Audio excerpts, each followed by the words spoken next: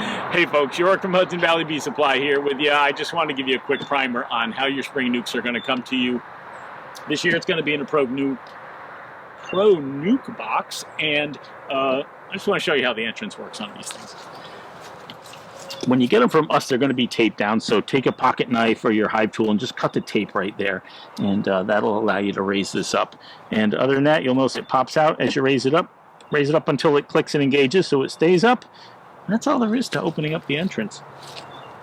Other than that, just a standard review, right? We're going to, let me just close this down. When you get them from us, it's going to be after dark, obviously. Put them in your car. Just have this thing traveling down the road, same direction as your car, right? So your frames aren't slapping together. You're going to bring it home. You're going to put it right on top of the hive. You're going to install it in with the entrance facing the same entrance. Open it up.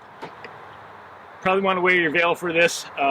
Bees after dark is always a question mark. It's probably a good idea to throw your veil on. So open them up and just leave them alone. You can come back tomorrow. If it's raining tomorrow, come back the next day and do an install. So standard install.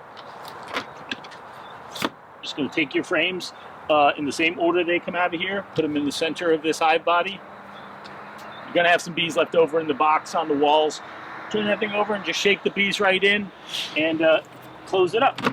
That's all there is to it. You can take this box right away. Probably going to want to put a feeder on them, especially if you're drawing out foundations. Feed your bees, keep an eye on them, and we're off and running for the season. All right, good luck with them. Thanks.